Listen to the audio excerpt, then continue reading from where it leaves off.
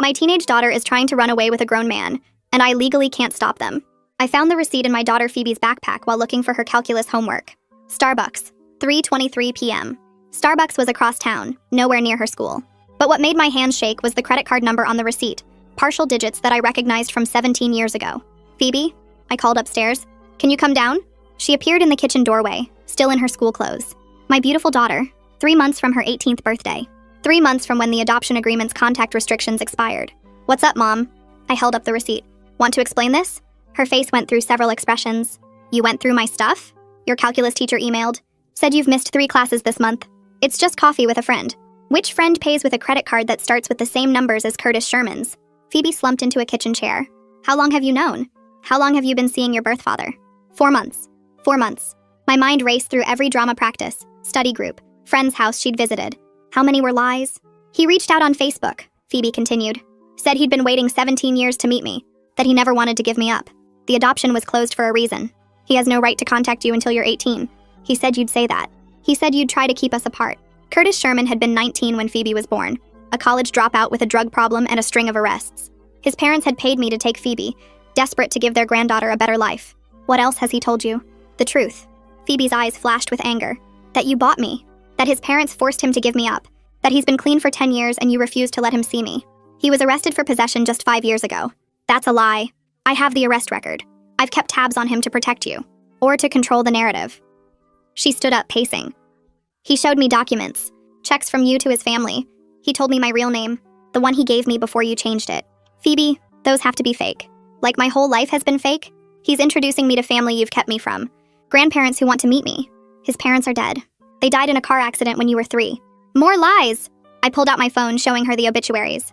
Martha and James Miller, died 2011. Phoebe barely glanced at the screen. Curtis said you'd have fake documents ready. That you're rich enough to create any story you want. Why would I do that? I've loved you since the day you were born. Or to keep me as your perfect little project. The baby you couldn't have naturally, so you bought one from a desperate teenager.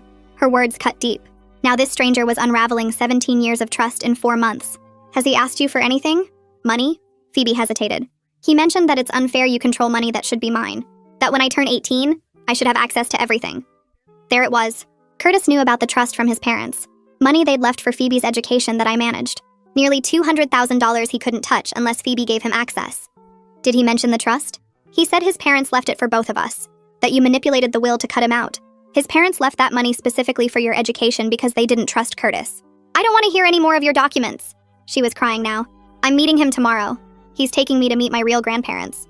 His parents are dead. My maternal grandparents. My birth mother's parents. Yeah, he found her too. Another thing you hid from me. My heart stopped. Crystal Schneider. 16 when she had Phoebe, signed away her rights and disappeared. He found Crystal? She died. Overdose 3 years ago. But her parents are alive. They want to meet me. Tomorrow at noon. Curtis is picking me up from school. You're not going. You can't stop me. I'm almost 18. You're 17. And I'm your legal parent. He's my father. And in 3 months, I can choose to have him in my life without your permission. She left me standing in the kitchen, holding the receipt that had shattered our world. I called my lawyer, then the school to warn them about potential custody interference. The next morning, Phoebe left without saying goodbye. Her backpack seemed heavier than usual. When I checked her room, drawers were empty, photos missing. She wasn't just going to lunch. I called the police as I drove to her school. But when I arrived, Curtis Sherman had already arrived with a forged early dismissal form I'd supposedly signed. I stand frozen in the school parking lot, watching Curtis's silver sedan disappear around the corner with my daughter inside. The assistant principal stands next to me, still holding the forged dismissal form, and her face has gone pale as she realizes what just happened. My hands shake so badly I can barely unlock my phone to dial 911. The operator answers on the second ring, and I try to explain the situation without my voice breaking. I tell her my minor daughter has been taken by someone using fake documents, and she asks me to stay calm while she sends officers to take my report. The assistant principal touches my arm and asks me to come inside where we can wait for the police. We walk through the empty hallways to her office and she offers me water, but I can't drink anything because my throat feels too tight. She pulls up the security footage on her computer, and we watch Curtis walk into the front office at 11:47 a.m. He's wearing a button-down shirt and khakis like he dressed up for this. He hands the dismissal form to the front desk staff, and they barely glance at it before calling Phoebe down from class. On the screen, Phoebe appears in the hallway 5 minutes later with her backpack hanging heavy on her shoulders. She doesn't look scared or uncertain. She walks right up to Curtis and he puts his arm around her shoulders like they do this every day. The assistant principal keeps apologizing, saying the signature looked real enough that nobody questioned it. She's already called the superintendent to report the security breach, and I can hear the panic in her voice because she knows this is bad. 2 police officers arrive within 20 minutes and I meet them in the main office. I pull out my phone and show them everything. The Starbucks receipt with Curtis's credit card numbers, screenshots of his Facebook messages to Phoebe that I took last night after our fight, the adoption paperwork that proves I have sole legal custody, and Curtis has no parental rights until Phoebe turns 18. One officer takes notes while the other examines the forged dismissal form under the desk lamp. They tell me this qualifies as custodial interference since Phoebe is still a minor. They'll issue a bulletin for Curtis's vehicle and get his current address from DMV records. But then the younger officer adds that since Phoebe went willingly and she's 17, the situation is complicated. She wasn't grabbed off the street. She packed her things and left with him. That makes it harder to treat this as a kidnapping even though he used fake documents to get her. I feel my chest getting tight as I realize the police might not be able to bring her home right away. The officers take my statement and promise to follow up within 24 hours. As soon as they leave, I call Reed. He answers on the first ring and I can barely get the words out to explain what happened. He tells me to come to his office right now with all my documentation. He's already pulling Curtis's criminal history and the original adoption agreement from his files. He warns me we need to move fast to protect both Phoebe and the trust fund, because Curtis clearly has a plan. I drive to Reed's office in the financial district and my hands are still shaking on the steering wheel. When I get there, Reed has cleared his conference table and I spread out everything I've collected over the years. Curtis's arrest records going back to when he was 19. The obituaries for Martha and James from 2011. Crystal's death certificate from 3 years ago showing cause of death as drug overdose. The adoption agreement with all its contact restrictions that Curtis violated by reaching out to Phoebe. Reed photographs each document with his phone, arranging them in neat rows. He explains we're building a case file that shows Curtis's pattern of problems and his likely financial motivation for this sudden reunion after 17 years. While I'm sitting there, Reed calls the trust administrator and puts her on speaker. He alerts her to potential fraud attempts and requests immediate security protocols on Phoebe's education fund. The administrator's voice comes through the phone crisp and professional. She confirms she'll flag any access requests and require multiple verification steps, including direct contact with me before any money moves or any changes to account management. Reed thanks her and hangs up, then tells me this buys us some time because even if Curtis convinces Phoebe to sign something, the bank won't process it without going through me first. I try calling Phoebe's phone, but after 3 rings, it goes straight to voicemail. I try again. Same thing. She's either turned it off or blocked my number. The silence makes my chest hurt and I have to take a deep breath before leaving a message. I keep my voice as steady as I can and tell her I love her, and she should call me when she's ready. I tell her she's not in trouble and I just need to know she's safe. Reed watches me hang up and says nothing for a minute, then goes back to drafting legal documents. He's preparing an emergency motion for a temporary restraining order against Curtis. The order will specifically prohibit Curtis from taking Phoebe from the school property or interfering with her education. Reed explains this won't bring her home right away, but it establishes legal boundaries and creates real consequences if Curtis keeps pushing. He'll file it first thing tomorrow morning at the courthouse. I drive home as the sun starts setting and the house feels too quiet when I walk in. I make myself eat something, but I can't taste it. That evening, I search Curtis's social media and find a photo he posted 2 hours ago. Phoebe is sitting in a coffee shop, smiling at the camera with a mug in her hands. The caption says, "Finally complete," with a heart emoji. The comment section is full of congratulations and heart emojis from people who have no idea what's really happening. I screenshot everything before Curtis can delete it or change his privacy settings. I send the screenshots to Reed with a message explaining when the photo was posted. He responds immediately saying this is good evidence of Curtis's manipulation, and he'll add it to our file. I try to sleep, but I can't. I check my phone every few minutes, hoping for a message from Phoebe. Around 2 a.m., I give up and go to her room. I turn on the light and start looking through her drawers for any clue about where she might be staying. Her laptop is gone. Her favorite jeans and sweaters are missing. The toiletries from her bathroom are cleared out. The photo album I made her when she was little with all her baby pictures is gone too. The emptiness of her drawers makes my chest feel tight and I have to sit down on her bed. I pick up her pillow and it still smells like her shampoo. And I finally let myself cry because my daughter is gone, and I don't know how to bring her home. I wake up the next morning feeling like I barely slept at all. My phone rings at 8:47 a.m. and the screen shows a number I don't recognize. I answer anyway because at this point any call could be about Phoebe. A man's voice introduces himself as Detective Wallace Copeland and says he's been assigned to investigate the forged dismissal form from yesterday. He asks if I can come to the police station to provide a formal statement and bring handwriting samples. I tell him I can be there in 30 minutes.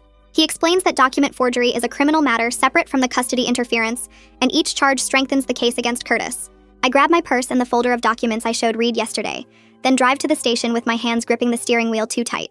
At the police station, a receptionist directs me to Detective Copeland's desk in a room full of other desks and ringing phones. He's maybe 50 years old with gray hair and tired eyes, and he shakes my hand before gesturing to a chair. I sit down, and he slides a form across the desk, asking me to write my signature 5 times in different spots. I do it quickly while he watches, then he pulls out the forged dismissal form in a plastic evidence bag and compares them side by side. The differences are obvious once you look closely. The forged signature has my first name written too large and the loops in my last name are wrong. Detective Copeland nods and says this will be easy to prove in court. He asks me to explain the timeline of Curtis's contact with Phoebe, and I walk him through everything from the Facebook message 4 months ago to finding the receipt to discovering her packed bags yesterday morning. He types notes on his computer while I talk, stopping me occasionally to ask specific questions about dates and locations. When I finish, he leans back in his chair and tells me he's seen similar cases where birth parents manipulate adoptees with false narratives about forced separations. His tone is matter-of-fact but not unkind. He says Curtis is probably telling Phoebe that I'm the villain who stole her away, and that he's the hero coming to rescue her. I nod because that's exactly what's happening. Detective Copeland cautions that even with clear evidence, getting Phoebe to see the truth will take time. Legal action alone won't repair the trust Curtis has damaged. He says these cases require patience and usually some kind of family therapy once the teenager realizes they've been manipulated. I thank him for his time and he promises to keep me updated on the investigation. I drive home feeling slightly more grounded because at least the legal system is taking this seriously. Around noon, Reed calls my cell phone and I answer on speaker while I'm making coffee I probably won't drink. He tells me the restraining order has been granted. Curtis is now prohibited from the school property, and any contact with Phoebe has to be supervised and documented. Reed says he's having the order served on Curtis today, which means a process server will track him down and hand him the legal papers in person. He's also notified the school district's legal team about the forged signature, which means Curtis could face criminal charges beyond just the custody interference. I feel a small surge of relief knowing there are legal boundaries in place now, even if Phoebe isn't home yet. Reed warns me that Curtis will probably get angry when he's served with the restraining order, and I should be prepared for him to lash out somehow. I promise to stay alert and call him if anything happens. An hour later, my email pings with a message from the assistant principal. I open it and find a detailed attendance report attached, showing every absence Phoebe has had over the past 4 months. 11 days total, all excused with notes supposedly from me that I never wrote. The dates are spread out strategically. Never more than 2 absences in a row so it wouldn't trigger automatic notification to parents. I print out the report and add it to my evidence folder. The pattern shows Curtis has been planning this systematically, building Phoebe's trust while isolating her from the school routines. Each forged note is another piece of evidence for the criminal case. I forward the email to both Reed and Detective Copeland with a note explaining that I never wrote any of these excuse notes. Around 3 in the afternoon, my phone buzzes with a text from an unknown number. I open it and read the message that makes my stomach drop. The text says exactly what I knew Curtis would say once he got served with legal papers. I read it twice to make sure I'm not misreading the words. I recognize Curtis's manipulative language immediately, the way he frames everything to make me look like the bad guy. I don't respond because anything I say will be twisted and used against me. Instead, I screenshot the message and forward it to both Reed and Detective Copeland. Reed texts back within minutes telling me not to engage with Curtis at all and to document everything. That afternoon around 5, Detective Copeland calls again. He says he's located Curtis's current address through DMV records and will be conducting an interview about the forged documents tomorrow morning. He warns me not to go there myself or attempt any contact with Curtis. He explains that if I show up at Curtis's place or try to confront him, it could compromise the investigation and potentially give Curtis ammunition to claim I'm harassing him. I promise I won't go anywhere near Curtis. I'm not stupid enough to give him any excuse to paint himself as the victim. The detective says he'll call me after the interview to let me know how it went. I spend the rest of the evening sitting at my kitchen table feeling useless. Later that night, Reed calls to tell me about a strange phone call he received. A lawyer claiming to represent Curtis called his office asking about the terms of Phoebe's trust fund and whether she'll have full access when she turns 18. Reed says he professionally explained that he can't discuss client matters with unauthorized parties and ended the call. After he hung up, he looked up the lawyer's name and found out the guy specializes in estate disputes and has a reputation for aggressive tactics. Reed tells me this confirms what we already suspected. Curtis's primary motivation is financial, not paternal. He doesn't want a relationship with Phoebe. He wants access to the $200,000 in her education trust. I feel sick thinking about how Curtis has manipulated my daughter's emotions just to get his hands on money his own parents didn't trust him with. Reed says he's going to file additional paperwork with the probate court to add extra protections to the trust, making it even harder for Curtis to convince Phoebe to give him access. I spend the evening at my laptop researching parental alienation and custodial interference cases. I read stories from other adoptive parents who face similar situations, and the patterns are eerily familiar. Birth parents rewriting history to make themselves look like victims, claims of forced adoption or stolen children, promises of real family connection and belonging. Underneath it all, there's usually some financial angle or custody revenge. One mother writes about how her daughter's birth father convinced her that the adoption was illegal, and she'd been kidnapped. Another writes about a birth mother who told her son that his adoptive parents were rich people who bought him like property. The manipulation tactics are almost identical across different cases. I bookmark several articles about how to help teenagers recognize manipulation and start reading about family therapy approaches for reunification after parental alienation. On day 3 since Phoebe left, my phone finally buzzes with a text from her number. My heart jumps and I grab the phone so fast I almost drop it. The message is brief and doesn't say much, but at least it's something. I read her words over and over trying to decode what she's really feeling. Her dismissive tone stings because it sounds like she's talking to an annoying acquaintance instead of her mother. But I'm relieved to hear from her and know she's physically safe even if she's not emotionally okay. I respond simply and carefully, not wanting to push her away by sounding desperate or angry.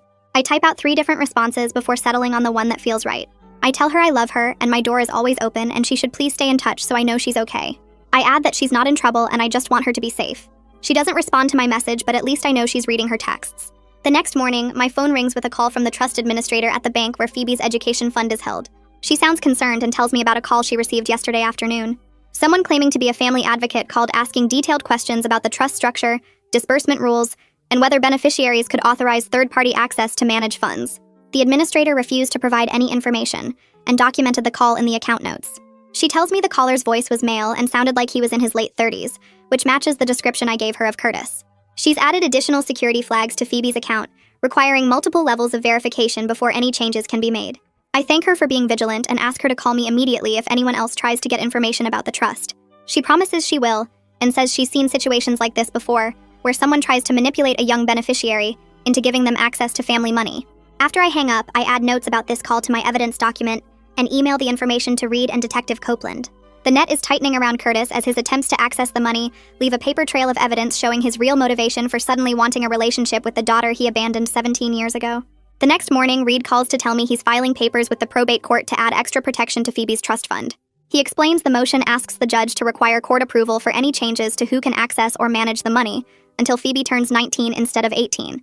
This means even after her birthday in 3 months, Curtis can't pressure her into signing documents that give him control without a judge reviewing everything first.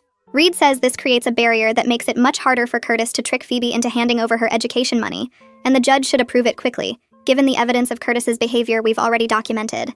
That afternoon, I'm checking my email when a new message appears with the subject line, "We should talk." The sender is Justina Pavlov, and my heart starts racing as I click it open. The message is careful and measured, explaining that Curtis contacted them a few days ago, claiming I kept Phoebe from her maternal family for 17 years. Justina writes that they want to hear my side of the story before making any decisions about meeting Phoebe, and they're troubled by some of Curtis's claims that don't match what they remember about the adoption. She includes her phone number and says they're available to talk whenever I'm ready. I grab my phone and call Reed immediately, reading him the email word for word. He listens carefully, and then tells me to be honest and stick to facts without getting emotional or saying bad things about Curtis. He says we should send copies of Crystal's signed papers giving up her rights and explain the closed adoption rules clearly. Together, we write a response over the phone, with Reed suggesting specific phrases that sound professional but warm.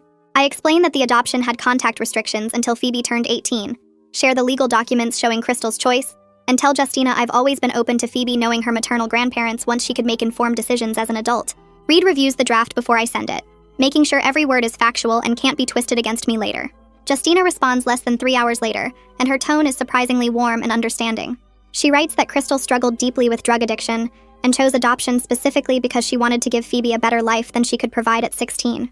Justina explains that Curtis was barely involved in Crystal's life after she got pregnant, and his sudden interest in Phoebe now strikes her as suspicious and wrong. She mentions that Curtis has been asking them questions about money and trust funds, which made both her and her husband Alvin uncomfortable, because it seems like his real focus isn't on building a relationship with his daughter. Justina thanks me for taking care of Phoebe all these years, and says she and Alvin would like to meet me in person when the time is right. Detective Copeland calls the next day with an update about his interview with Curtis. Curtis denied forging my signature on the dismissal form, and claimed Phoebe brought him a note I supposedly signed giving permission for the early release. His story has obvious problems since the school keeps my actual signature on file for comparison, and the forgery is clear when you look at them side by side. The detective says he's forwarding the case to the district attorney's office for possible criminal charges, and Curtis could face serious penalties if they decide to prosecute. He warns me this might make Curtis more desperate, so I should stay alert and document everything. That evening, I can't stop thinking about Curtis's manipulation tactics, so I search online for information about adoptive parents dealing with birth parent problems. I find a forum where people share their stories, and one post makes my blood run cold. A mother writes about her daughter's birth father who spent months building trust, convinced the girl that her adoptive parents stole her, and eventually got her to sign financial papers giving him access to her college fund. He disappeared with the money 3 weeks after her 18th birthday, and the daughter was left devastated and broke. I screenshot the warning signs this mother lists, and every single one matches Curtis's behavior exactly. The grooming period, the revised history, the focus on money disguised as family rights, the isolation from the adoptive parent. I forward the screenshots to Reed with a message saying, this is exactly what Curtis is doing to Phoebe. On day 5 since Phoebe left, my phone rings with a call from the trust administrator and her voice sounds urgent and worried. She tells me Curtis showed up at the bank this morning with Phoebe, and he was carrying a handwritten note that supposedly gave him permission to discuss Phoebe's account details. The bank manager came out personally because of the security flags on the account and refused to provide any information or access. Curtis got loud and angry, arguing that he had rights as Phoebe's biological father and demanding to know why he was treated like a criminal.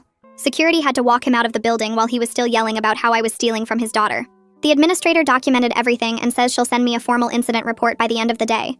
I call Reed immediately and tell him what happened at the bank. He says he'll request copies of the security camera footage and the official incident report right away, because this shows Curtis's attempts to get the trust money are getting more aggressive and desperate. Reed files another motion with the court that same afternoon, adding details about Curtis's attempted breach at the bank and asking for even stronger protections. 2 days later, the judge signs an order requiring that any trust documents Phoebe signs must go through a mandatory 30-day review period before they can take effect, giving us time to challenge anything Curtis pressures her into signing. Reed explains this is a huge win because it means Curtis can't rush Phoebe into signing away control the day she turns 18. The school counselor, Zara Wooten, calls me that afternoon, and she sounds concerned about Phoebe's extended absence from classes. She explains that Phoebe has now missed enough days to put her in danger of failing 2 required courses because of missed tests and assignments that can't be made up.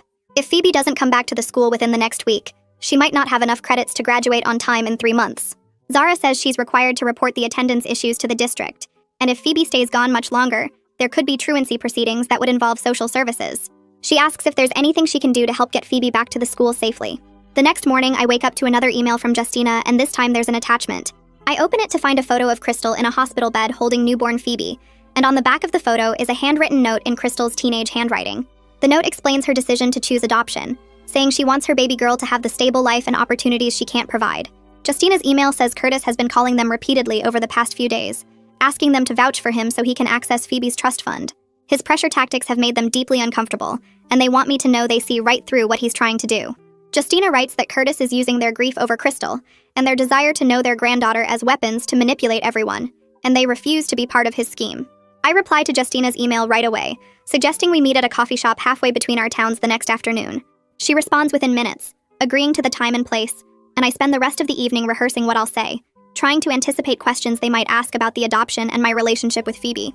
I barely sleep that night, my mind spinning through scenarios where this meeting goes wrong or right, wondering if Crystal's parents will see me as the woman who gave their granddaughter a stable life, or as someone who kept them apart for 17 years. The next morning drags by slowly as I check the clock every few minutes, finally leaving an hour early just to have something to do besides pace around my empty house. I arrive at the coffee shop 20 minutes before our scheduled meeting and order tea I don't drink, sitting at a corner table where I can watch the door and see them arrive. Justina and Alvin walk in exactly on time, and I recognize them immediately from the photo Justina attached to her email, an older couple with tired eyes and careful movements that speak to years of grief. They spot me right away and approach the table, and Justina reaches out to shake my hand with a grip that's firm but not aggressive, her face showing cautious openness rather than hostility. We sit down together and there's an awkward moment where nobody speaks, all of us aware that this conversation matters deeply and could go badly if we're not careful with our words. Justina breaks the silence first, thanking me for meeting them and explaining that they've thought about reaching out for years, but respected the closed adoption agreement and assumed I would make contact when the time was right. Alvin adds that they never imagined Curtis would be the one to force this meeting, and his tone carries clear disapproval when he says Curtis's name. I take a breath and start explaining my side, telling them about finding the receipt, discovering the 4 months of secret meetings, and Curtis's manipulation of Phoebe through false narratives about forced adoption and stolen money.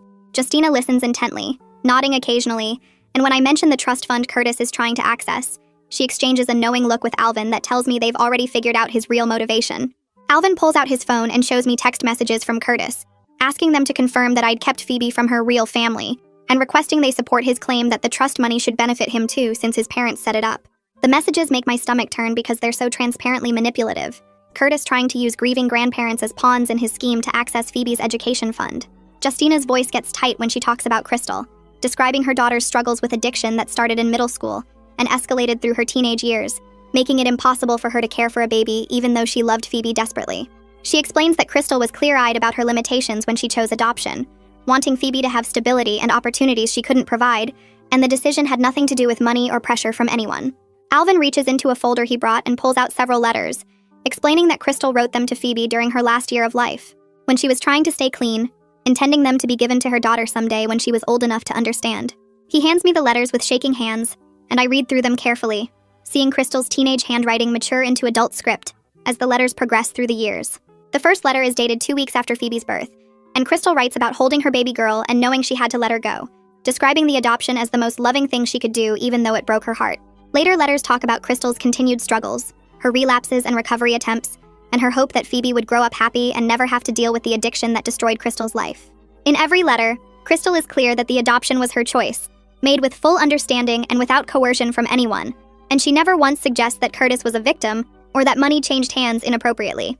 The letters never mention Curtis at all except for one brief line where Crystal notes that he wasn't ready to be a parent, and she didn't blame him for that, but she wanted Phoebe to have more than either of them could offer. I feel tears burning my eyes as I read Crystal's words, seeing the genuine love and sacrifice behind the adoption decision, and I look up at Justina and Alvin with new understanding of what they've lost. Justina wipes her own eyes and tells me that Curtis has been twisting Crystal's memory, using their grief as a weapon to manipulate Phoebe and make himself look like a wronged father instead of an absent one. She says they're angry about it, furious that he's exploiting their dead daughter's story to access money and control Phoebe, and they want to help set the record straight. Alvin adds that they feel guilty for not reaching out sooner, for assuming I would facilitate contact when Phoebe was ready, instead of taking initiative themselves, and now Curtis has filled that void with lies that serve his agenda. I assure them that I understand their position, that the closed adoption created barriers for everyone, and I've always planned to help Phoebe connect with her maternal family when she was mature enough to handle the complexity. Justina asks what they can do now to help Phoebe see the truth, and I suggest they might be willing to meet with her directly, to share Crystal's letters and their own memories, to show her that the adoption story Curtis told her is fiction.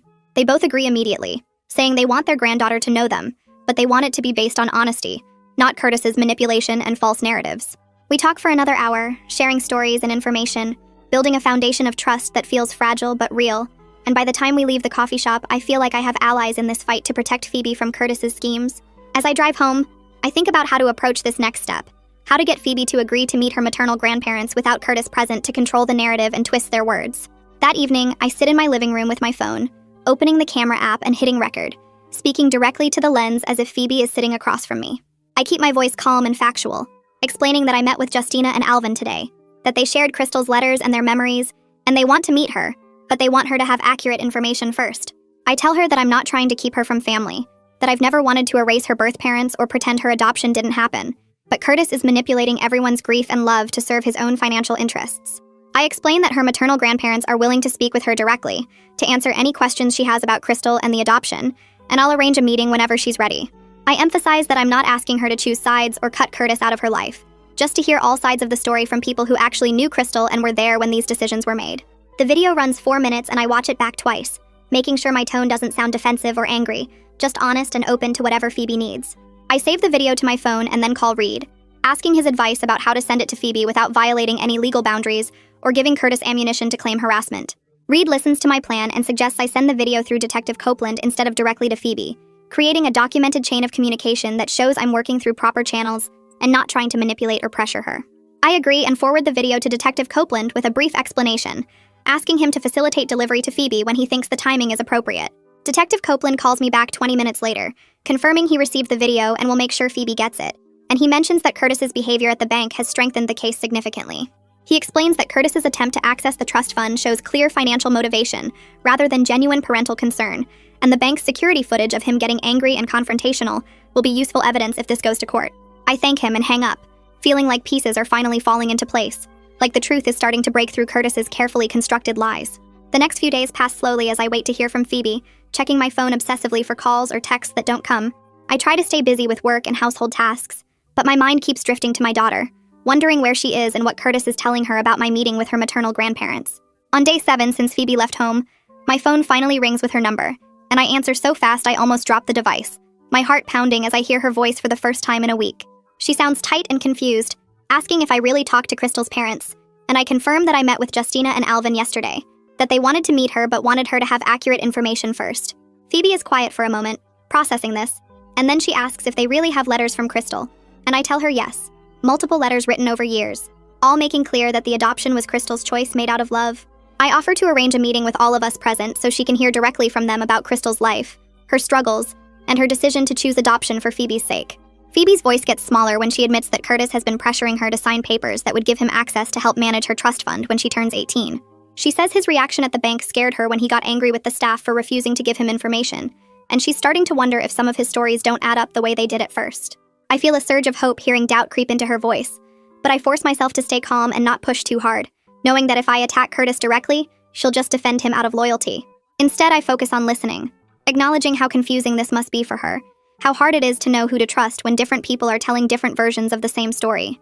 I tell her that I've always planned to give her information about her birth family when she was ready, that I never wanted to keep her from knowing Crystal's parents or understanding her adoption story.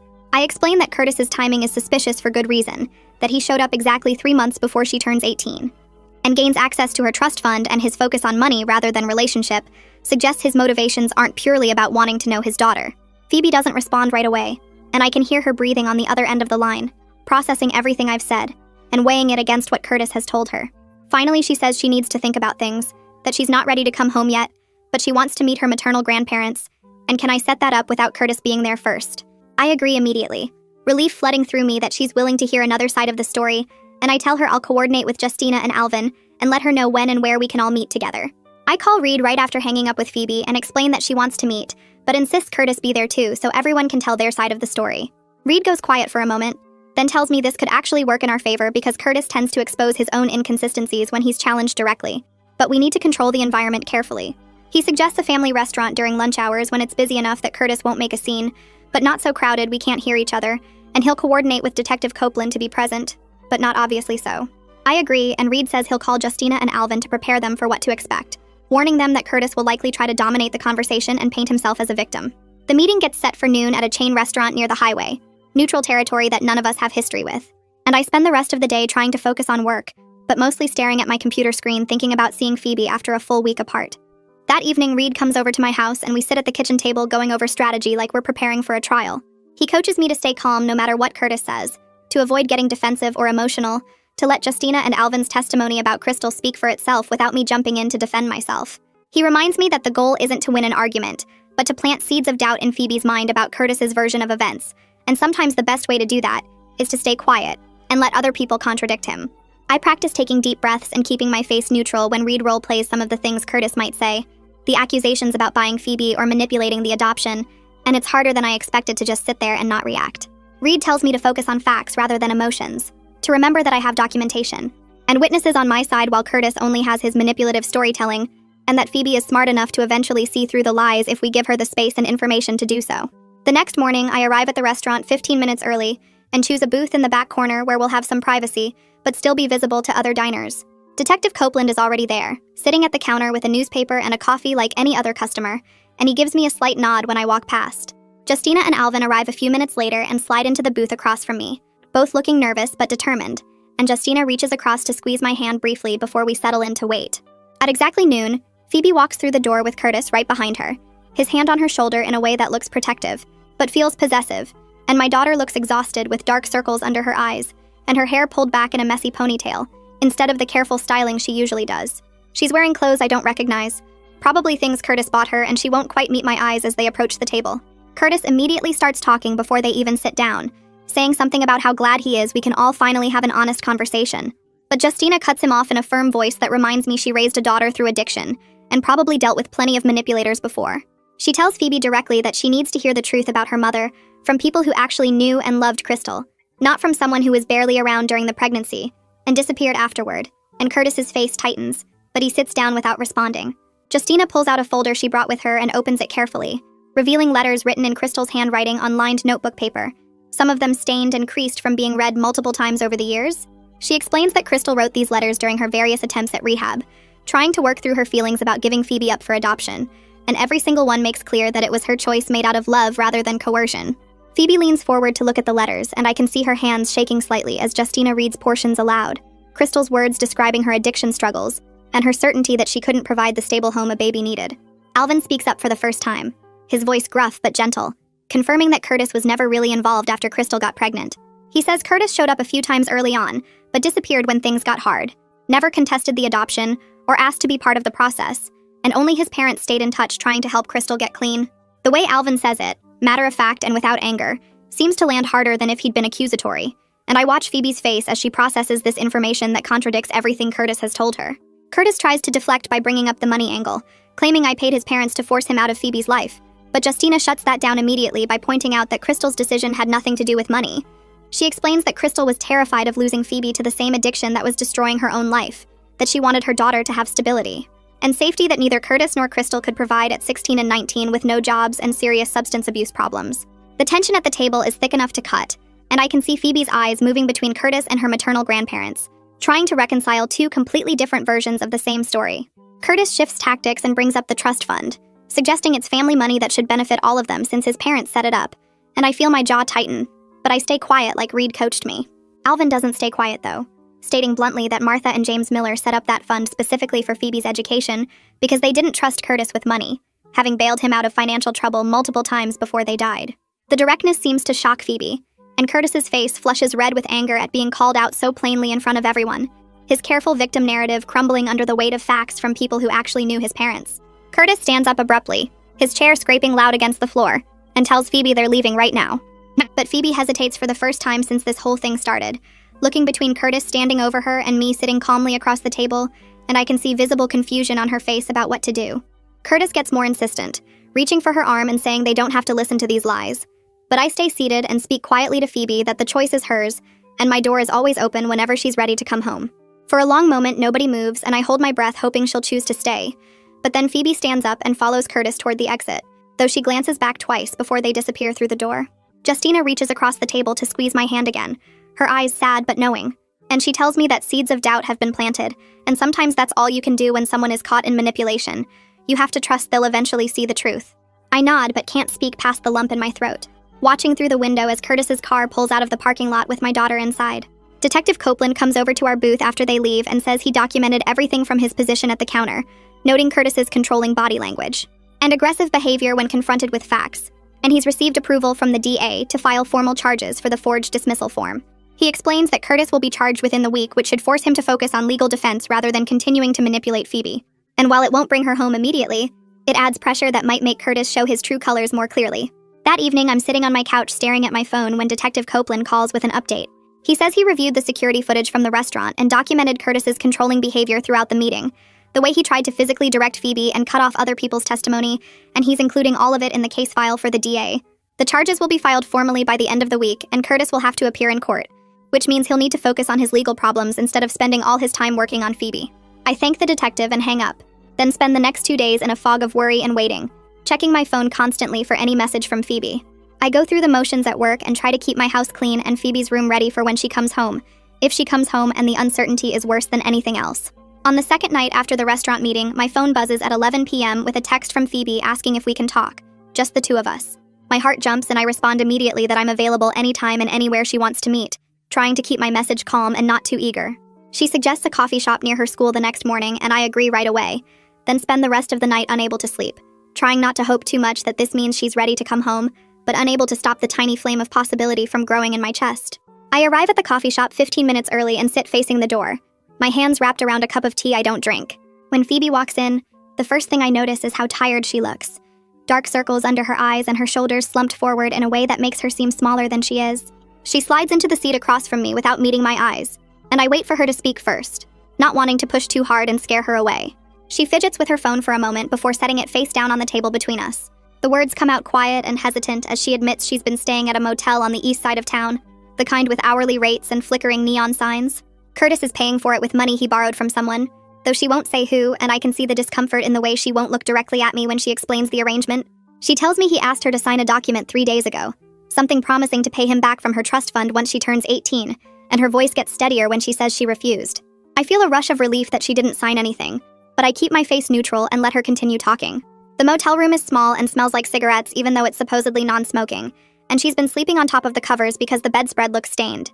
She's been eating fast food for every meal because Curtis keeps saying he'll take her grocery shopping but never does, and I can see she's lost weight in the week she's been gone. Her voice drops even lower when she describes how Curtis reacted after the restaurant meeting with Justina and Alvin, his face going red and his hands clenching into fists as he drove them back to the motel. He accused her of being brainwashed by me and her maternal grandparents, saying they'd poisoned her mind against him with lies and manipulation. The anger in his voice scared her because it reminded her of something Justina had mentioned during lunch, a story about why Crystal kept her distance from Curtis during the pregnancy.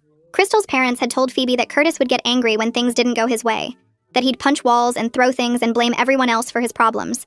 Phoebe is starting to see patterns she didn't want to acknowledge before, the way Curtis controls where they go and who they talk to, how he gets defensive whenever she asks questions about his past. She tells me about the time she asked to see his apartment, and he said it wasn't ready for visitors, or when she wanted to meet his friends and he claimed they were all busy. Every story he's told her has started to feel rehearsed, like he's practiced the words until they sound natural, and she's noticing the inconsistencies that don't line up with what other people have said. I sit quietly through all of this, my hands still wrapped around my cold tea, and I don't interrupt even when she pauses for long stretches. When she finally runs out of words and looks at me with those exhausted eyes, I take a slow breath before responding. I tell her simply that I love her and want her to be safe, that whatever she decides about her relationship with Curtis is ultimately her choice once she's 18. But right now she's still 17, and I have a legal and moral responsibility to protect her, which is why I involved the police and lawyers. I explain that I'm not trying to control her or keep her from knowing her birth family, but Curtis has shown through his actions that his interest is in the trust fund, not in building a genuine relationship with her. Phoebe's eyes fill with tears and she asks in a small voice if she can come home. I feel my own tears spring up immediately, and I reach across the table to take her hand, telling her yes without any hesitation. She squeezes my fingers tight and admits she's scared of how Curtis will react when he finds out, that he's been checking in on her every few hours and gets angry if she doesn't respond to his texts right away. I pull out my phone right there at the coffee shop and call Detective Copeland, explaining the situation while Phoebe sits across from me looking relieved and terrified at the same time. The detective listens carefully and then tells me he can coordinate with patrol officers to accompany us to the motel for a safe pickup of Phoebe's belongings. He mentions that Curtis is actually at the police station right now being processed on the forgery charges, so the timing works perfectly for getting Phoebe's things without a confrontation. We finish our drinks and I pay the bill. Then Phoebe follows me in her car to the motel where we meet 2 patrol officers in the parking lot. The officers walk with us to room 117, and Phoebe unlocks the door with shaking hands. Curtis isn't there like Detective Copeland promised, and I stand in the doorway while Phoebe quickly moves around the small space gathering her belongings. I can see her hands trembling as she stuffs clothes into her backpack and grabs her laptop from the desk. She picks up the photo album I made her when she was little, the one with pictures from her first day of kindergarten and her 7th birthday party, and clutches it against her chest for a moment before sliding it carefully into her bag. The whole process takes less than 10 minutes, and then we're walking back to the parking lot with the officers following behind us. Phoebe gets in my car this time, leaving hers in the motel lot to be picked up later, and we drive home in silence. She stares out the passenger window watching the familiar streets go by, and I don't push her to talk or fill the quiet with reassurances. When we pull into our driveway and I put the car in the park, she breaks down crying with her face in her hands. The apologies pour out between sobs, saying she's sorry for not believing me and sorry for leaving and sorry for being so stupid. I unbuckle my seatbelt and pull her into a hug across the center console, telling her that Curtis is very good at manipulation, and she has nothing to apologize for. I stroke her hair like I did when she was little, and let her cry until the sobs turn into hiccups, and then into quiet sniffles. We go inside and I make her favorite dinner while she takes a long shower in her own bathroom, and when she comes downstairs in clean pajamas, she looks more like herself than she has in weeks. That evening my phone rings and Reed's name appears on the screen. I answer while Phoebe is curled up on the couch watching a movie, and I take the call in the kitchen where she can't hear. Reed explains that Curtis has been released on bail, but the restraining order remains in effect, prohibiting him from contacting Phoebe directly or coming within 500 feet of our house or her school. He's also filed paperwork with the probate court to extend the trust protection measures through Phoebe's 19th birthday, giving her more time to mature before making major financial decisions about the education fund. The next morning, I call the school and speak with Zara Wooten, the counselor who's been helping coordinate Phoebe's return. Zara arranges for Phoebe to make up her missed work through a combination of independent study packets and extended deadlines on major assignments. She explains that Phoebe will need to work hard over the next few weeks, but graduation is still possible if she stays focused and completes everything on time. Zara also offers to meet with Phoebe weekly to provide support as she processes everything that's happened, and I agree immediately, because I know Phoebe needs someone outside the situation to talk to. That afternoon, while Phoebe is upstairs doing homework, my phone buzzes with a series of text messages from Curtis's number. The messages are angry and accusatory, calling me a manipulator who poisoned his daughter against him. He threatens to sue for parental rights and claims he has lawyers who will prove I interfered with his relationship with Phoebe. The messages keep coming, each one more aggressive than the last, and I screenshot every single one before forwarding them to Reed. Reed responds within minutes telling me not to reply to Curtis under any circumstances, that any response could be twisted and used against me. He forwards the screenshots to Detective Copeland as evidence of continued harassment despite the restraining order. 2 days later, Justina calls and asks if Phoebe would like to visit them the following weekend. I check with Phoebe first and she says yes with genuine enthusiasm, so I arrange to drive her there on Saturday morning. The drive takes about an hour and Phoebe seems nervous but excited as we pull up to Justina and Alvin's house in a quiet neighborhood. They greet us at the door with warm hugs, and I can see Phoebe relax a little when Justina takes her hand and leads her inside. The visit lasts most of the day, with Justina and Alvin sharing stories about Crystal's childhood and showing Phoebe family photos in old albums. They talk about Crystal's love of art and music, her struggles with addiction that started in her early teens, and her clear determination to give Phoebe a better life through adoption. Alvin shows Phoebe a box of Crystal's things they've saved, including a journal where Crystal wrote about her pregnancy and her hopes for her baby's future. The visit is emotional with tears and laughter mixed together and when we leave in the late afternoon, Phoebe seems lighter somehow, like a weight has been lifted. On the drive home, she tells me it felt good to learn about Crystal from people who really knew her, not from Curtis's distorted version of events. She says Justina and Alvin made her feel connected to her birth mother in a way that feels honest and healing, and she's glad we can all be part of her life now. The following Monday, Phoebe goes back to the school for the first time since coming home. I watch her walk through the front doors, her backpack lighter now that she's turned in most of her makeup work to Zara. At lunch, she sits with her old friend group at their usual table near the windows. Her best friend Maya notices her right away and slides over to make room. Phoebe tells me later that afternoon that she admitted everything to Maya, explaining how Curtis had been feeding her lies for months, and how she'd pushed her friends away because she was so caught up in his version of reality. Maya doesn't judge her or make her feel stupid. Instead, Maya hugs her and tells her that everyone makes mistakes when someone they want to trust manipulates them. The other girls at the table welcome her back without making a big deal about her absence. Phoebe says it felt good to be around people who actually cared about her without wanting something in return. She seems lighter somehow, less weighed down by the secrets she'd been carrying. 2 days later, Reed calls with an update from the district attorney's office. Curtis accepted a plea deal on the forgery charges. He's pleading guilty to a misdemeanor instead of going to trial. The deal includes probation for 18 months and a requirement to stay at least 500 feet away from Phoebe's school at all times. He also has to attend counseling sessions twice a month as part of his probation terms. Reed reads me the exact language from the agreement over the phone. I ask if the counseling will actually change anything about Curtis's behavior. Reed pauses before answering, then admits that court-ordered therapy rarely works unless the person actually wants to change. Curtis is probably just going through the motions to avoid jail time. At least the restraining order stays in effect, and now there are criminal consequences if he violates it. Reed also mentions that the DA's office is keeping the case file open in case Curtis tries anything else. I thank him for everything he's done and hang up feeling relieved that there's at least some legal accountability now. That same week, I take Phoebe to her first appointment with a therapist, who works specifically with adopted kids and families dealing with manipulation. The therapist's office is in a quiet building downtown with comfortable chairs and soft lighting. Phoebe goes in alone for her sessions while I wait in the lobby. After her third session, she comes out looking tired but calmer. On the drive home, she tells me what she learned that day. The therapist helped her understand that it's okay to feel angry at Curtis for lying to her, while also feeling sad about losing the fantasy of who she wanted him to be. She doesn't have to choose between those feelings, or pretend one doesn't exist. Phoebe says she's been grieving the dad she imagined Curtis could be, not the actual person he turned out to be. The therapist also talked with her about identity and being adopted, helping her see that her adoption story is complicated, but that doesn't make it bad or wrong. Phoebe seems to be processing everything in a healthier way now. The trust administrator calls the following week to schedule a meeting with Phoebe. We drive to the bank on Saturday morning and sit down in a small conference room with glass walls. The administrator, a woman in her 50s with reading glasses on a chain, spreads out papers showing exactly how the education fund works. She walks Phoebe through the current balance, which is just over $200,000 now with interest. She explains what expenses the fund can cover, things like tuition, books, room and board, and other education-related costs. She also shows Phoebe the protection measures that are in place, including the requirement that I approve any withdrawals until Phoebe turns 19. The administrator uses simple language and checks frequently to make sure Phoebe understands. Phoebe asks good questions about college planning and whether the money can be used for trade school or other types of training programs. The administrator confirms it can and seems impressed by how thoughtful Phoebe's questions are. When we leave, Phoebe tells me she feels relieved to understand the specifics, instead of relying on Curtis's vague claims about family money that should belong to both of them. 3 days later, I'm in the kitchen making dinner when I hear a car pull into our driveway. I glance out the window and my stomach drops. Curtis is getting out of his car and walking toward our front door. I immediately grab my phone and dial 911 while moving to lock the front door. The operator answers and I explain that someone with a restraining order against him is on my property right now. Curtis knocks hard on the door 3 times. I don't answer or acknowledge him. He calls out Phoebe's name, saying he just wants to talk to her for a minute. Phoebe comes downstairs hearing his voice, but I motion for her to stay back. The 911 operator tells me police are 2 minutes away. Curtis knocks again, harder this time, and I can hear frustration in his voice as he calls out that I'm keeping his daughter from him. After about 90 seconds, he must hear the sirens approaching because he turns and jogs back to his car. He's gone before the patrol car turns onto our street. The officers take my statement and I show them the security camera footage from our doorbell. They radio the information to Detective Copeland. He calls me an hour later to say he's filing a violation of the restraining order. Curtis will get a formal warning that any further contact will result in immediate jail time. Over the next 2 weeks, Phoebe focuses hard on her makeup assignments. She stays up late several nights finishing independent study packets for the classes she missed.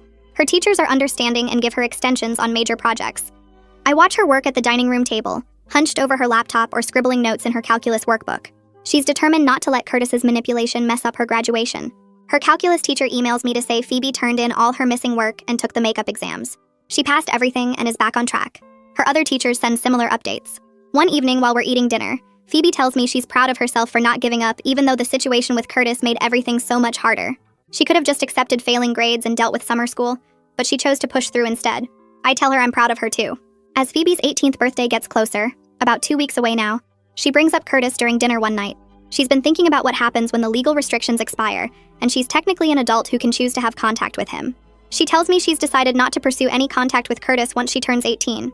She needs time to heal and focus on her own future first. Maybe someday she'll be ready to deal with him, but right now she needs stability and honesty in her life, not more manipulation and lies. She says she might change her mind eventually, but for now she's choosing herself and her own mental health. I tell her that sounds like a wise decision, and that I'll support whatever she decides, now or in the future. The choice has always been hers to make.